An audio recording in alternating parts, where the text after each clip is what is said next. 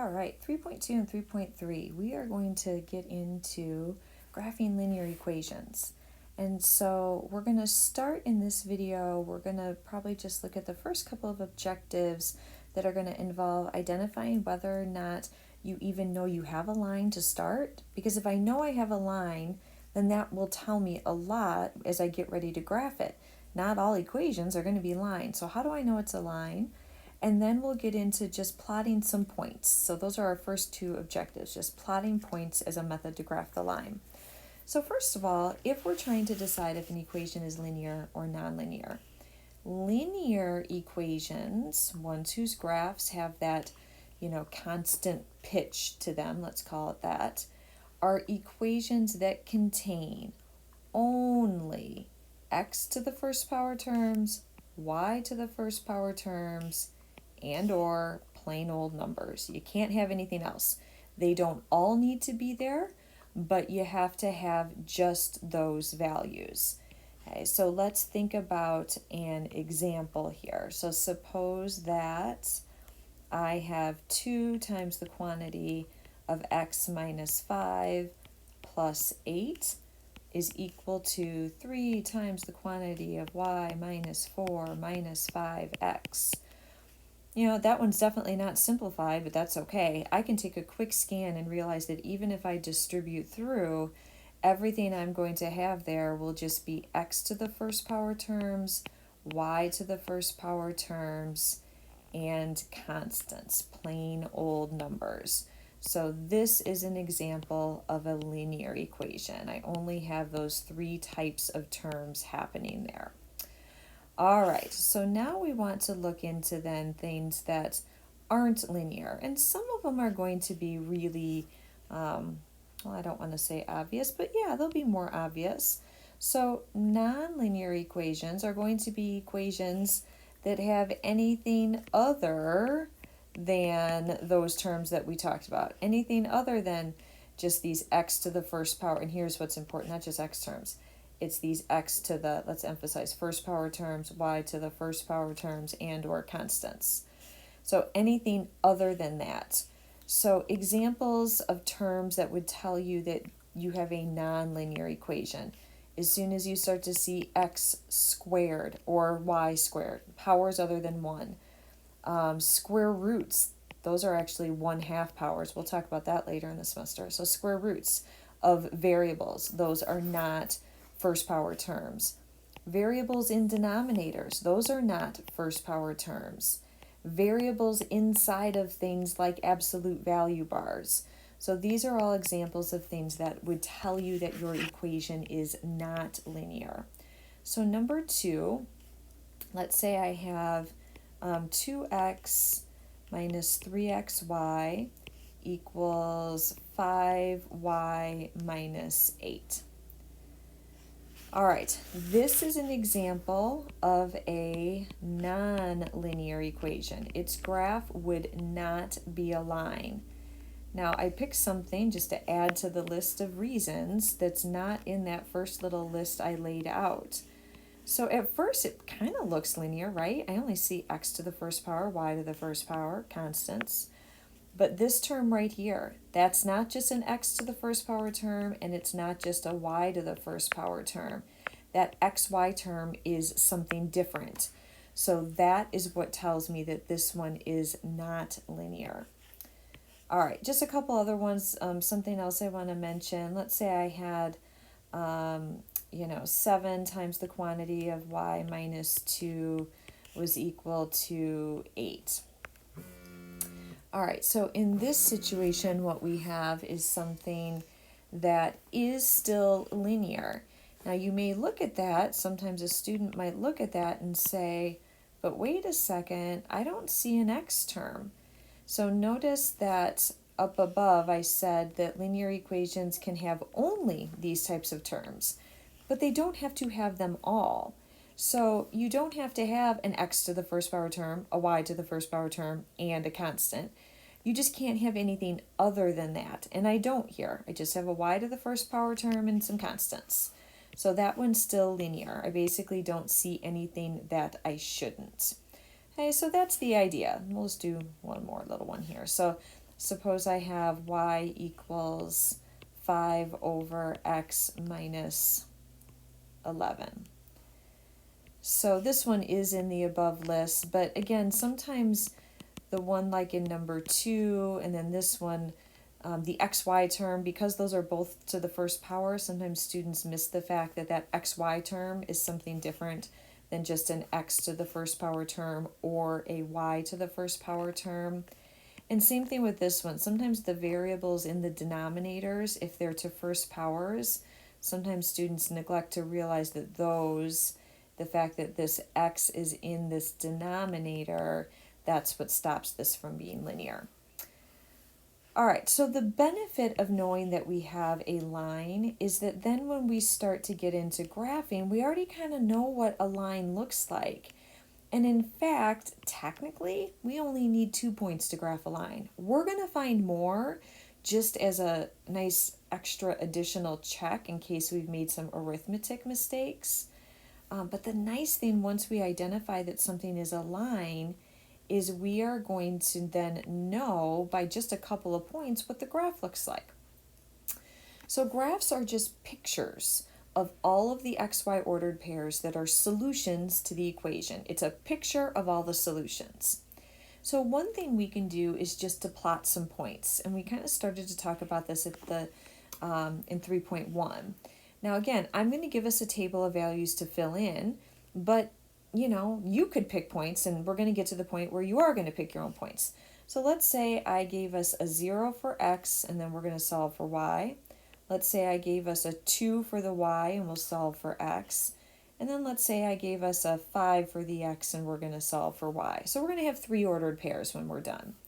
So let's take a look at the first one. So I like zeros. We're going to give these a special name before too long here. Zeros are nice because when whole terms become 0, then we really have kind of a shorter equation to deal with. So now I just have negative y equals 5, and so to solve this equation, we would just divide both sides by that negative 1, and so of course we would have that y is equal to negative 5. So when x is equal to 0, y is equal to negative 5. Now think about plotting that point. We just go down 5 units, and actually notice how that sits right on the y-axis. Later we're going to talk about that being called the y-intercept. All right, let's now figure out what happens when the y-coordinate is 2. So suppose I have x minus 2 is equal to 5. So solving this is just a little one-step equation in this case. I just add the 2 to both sides. And so I now get that the x-coordinate to complete that ordered pair is 7. So over here on my coordinate plane, I go over 7 and up 2. That's another point on my line. And guess what? That's technically enough to graph the line, but it's a really good idea to always find a third point, because then you'll know if you potentially made any algebraic mistakes. So let's sub in our last point I'm giving us here is 5 for x. So 5 minus y equals 5.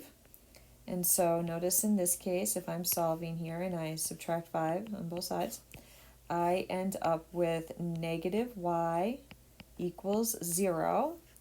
And then, of course, think about dividing both sides by negative 1, but of course 0 divided by anything is still just 0. So we end up with y equaling 0. So I get the ordered pair 5, 0. So here's kind of the nice thing. You can always use a ruler to help you when you're graphing here. Make sure you get a nice straight line.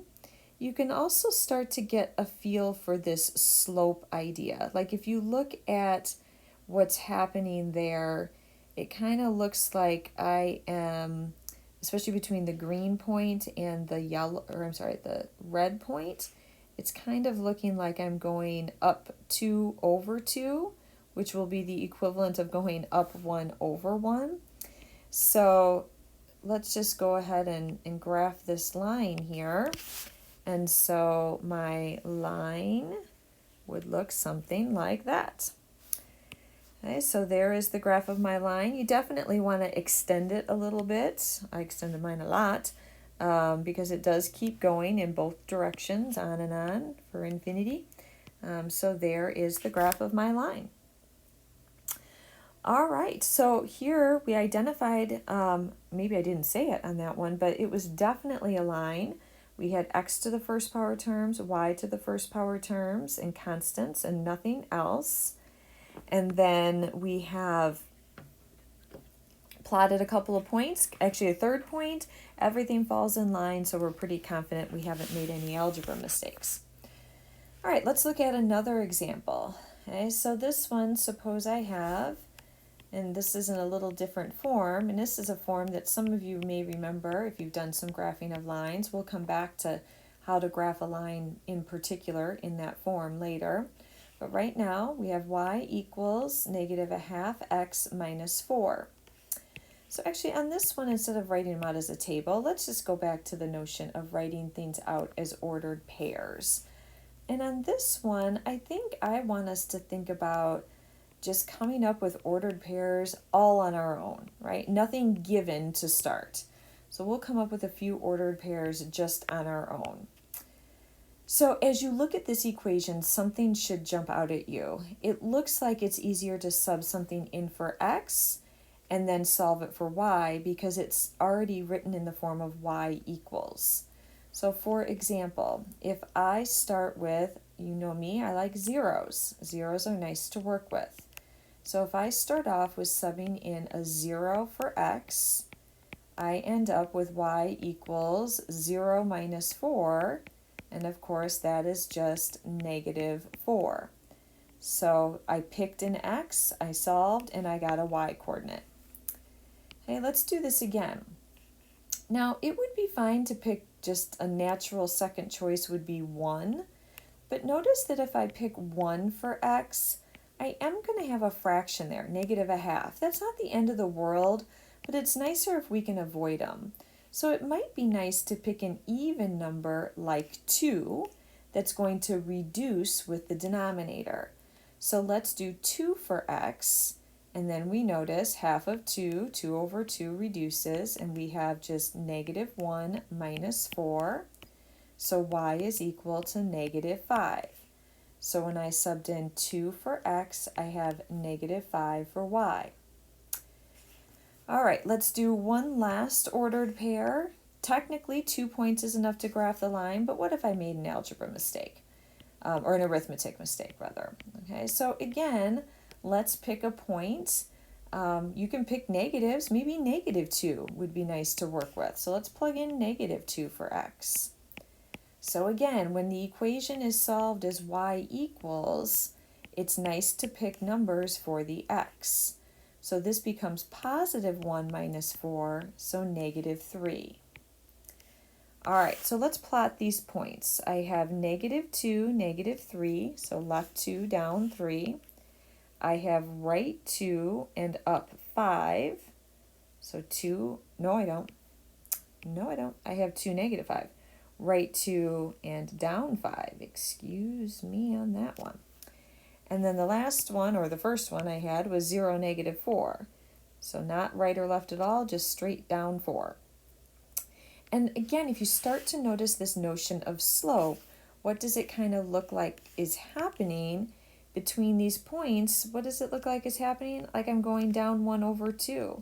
Or going to the left, it looks like I'm going up 1 and to the left 2. And lines have this constant pitch to them. So I'm always going to be able to, once I identify what that pitch looks like and how those points are changing, I'm going to always be able to extend and find more points on the line that way. So that's a real nice thing to be able to do. So there is the graph of that line. All right. Number 3, let's look at a couple of what I'm going to refer to as the special cases here.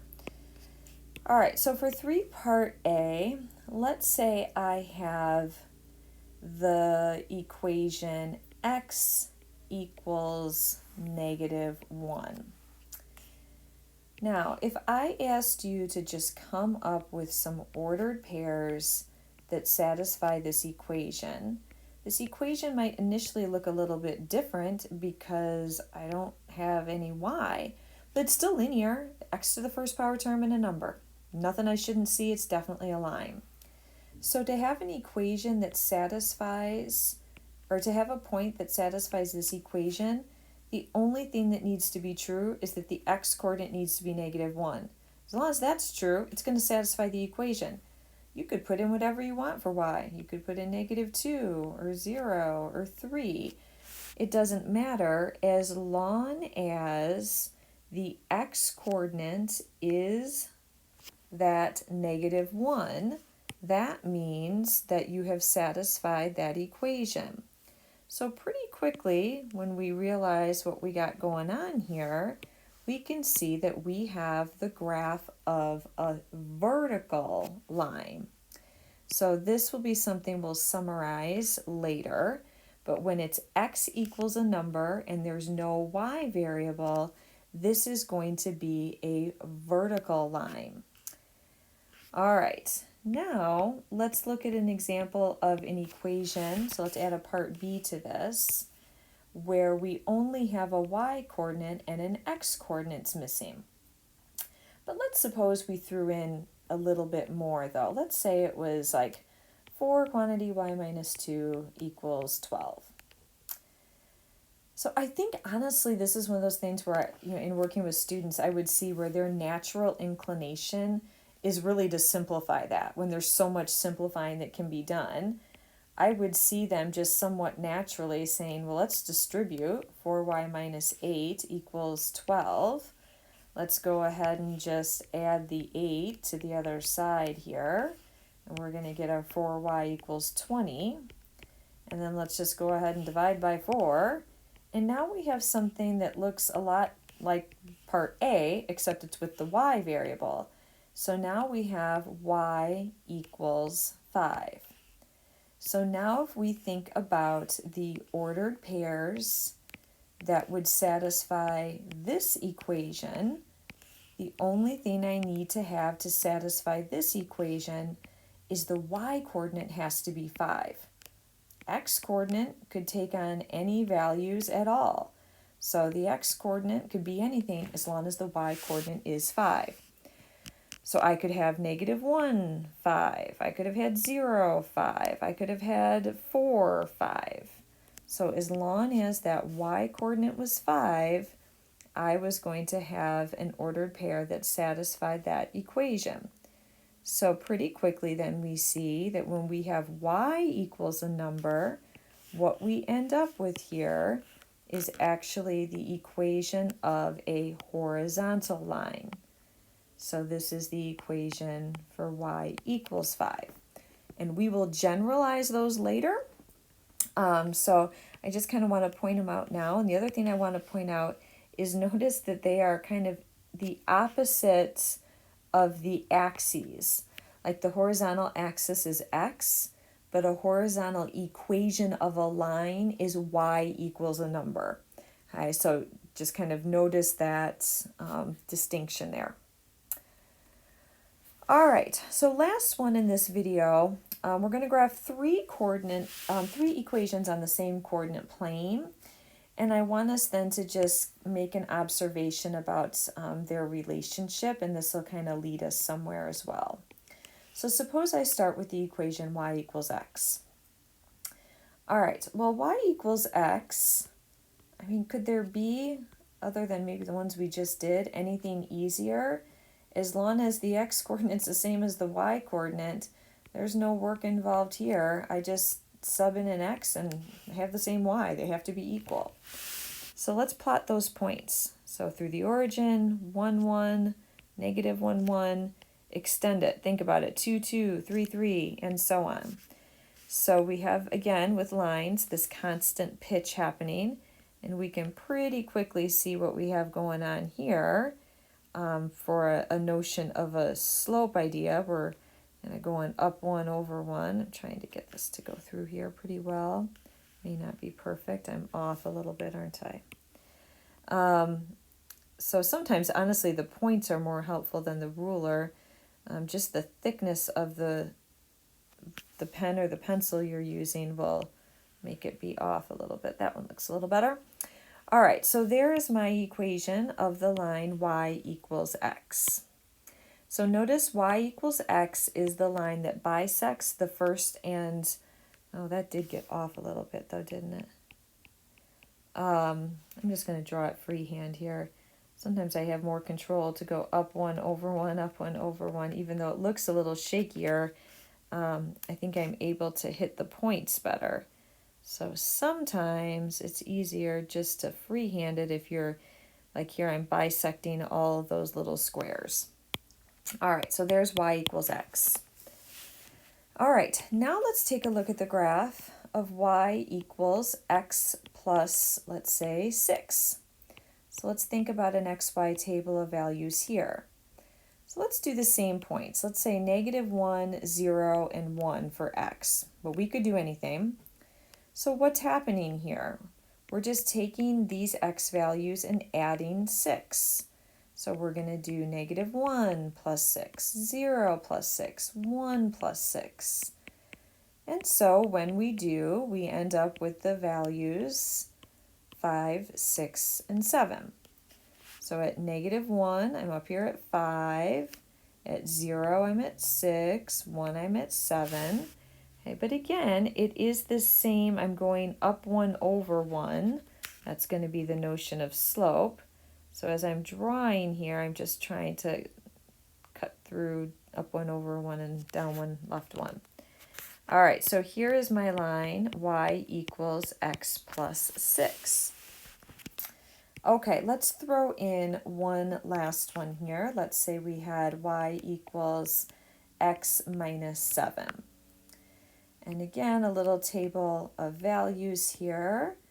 So now, again, I'm going to pick, just so we have the same initial x values to compare, I'm going to start with -1, 0, and 1. And again, to each of these values, we're going to add, no we're not, we are going to subtract this equation, we are going to subtract 7. So to each of these values, we subtract 7. So we'll get -8, -7, and -6. So there's my values. So left 1, I am going to be down 8. 0, I'm at -7. 1, I'm at -6. And again, here's my line. So what I really want you to kind of notice here is these lines, of course, all have the same pitch idea, the same slope, if you will, though we haven't technically talked about that. And in addition, they are just kind of vertical shifts of each other.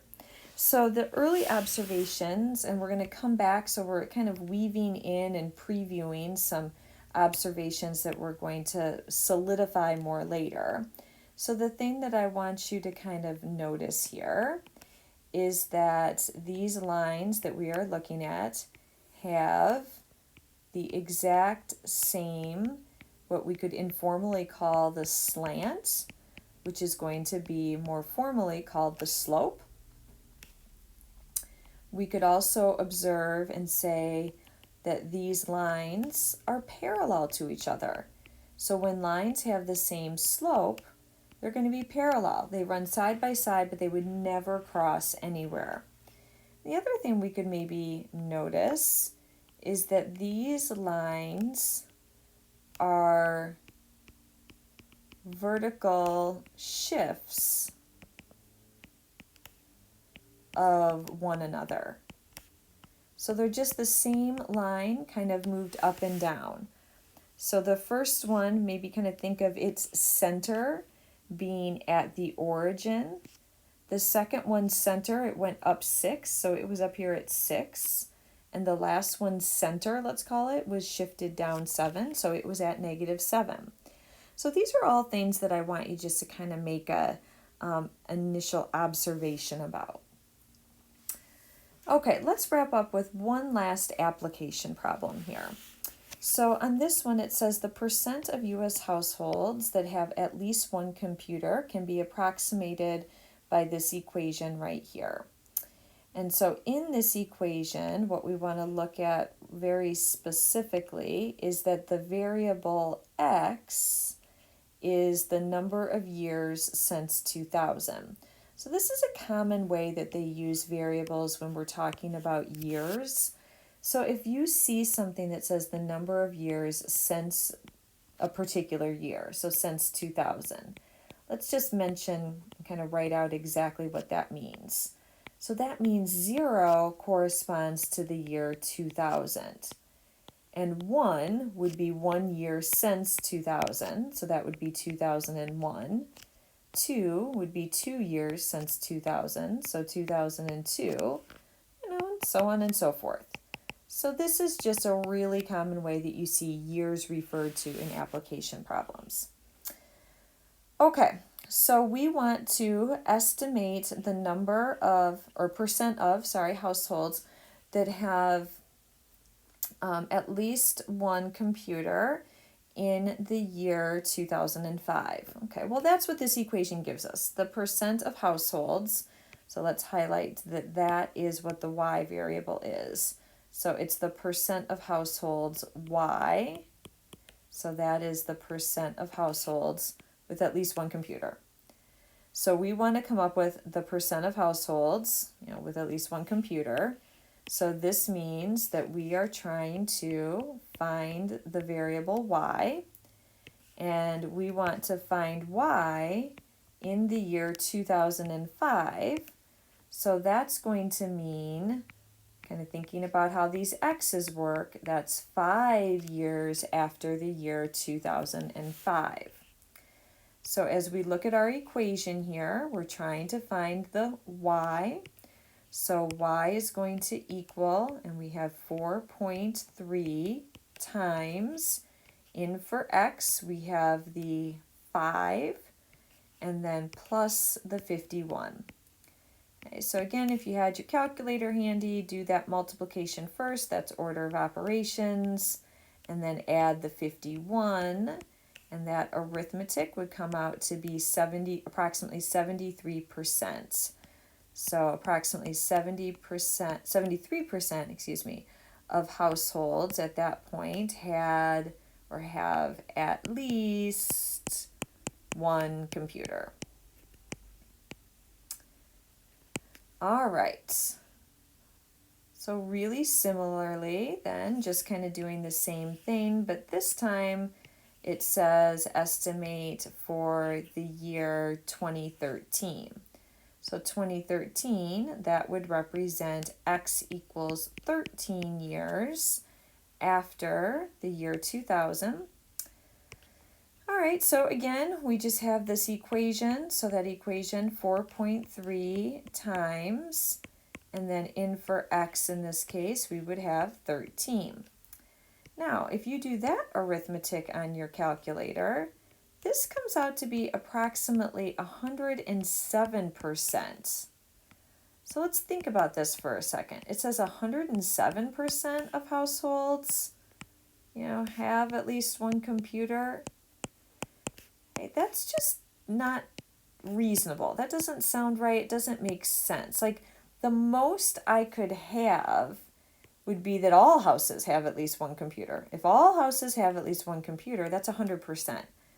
This 107% of sum total doesn't make sense here. We're not talking, we have done situations where percents, in terms of percent growth, can be over 100%. But percent of a whole, the most it could be would be 100%. So just as we kind of observe here, this linear, what we would call a linear model, if I haven't used that term yet, or we could call it just the linear equation, it simply doesn't make sense beyond a certain point. Now, I don't know what point that is, and that really wasn't defined in the problem, but I can certainly say it doesn't make sense for the year 2013. And this is often going to be the case with these application problems. Sometimes they even give you and students won't know why they kind of have this weird little like inequality written off to the side.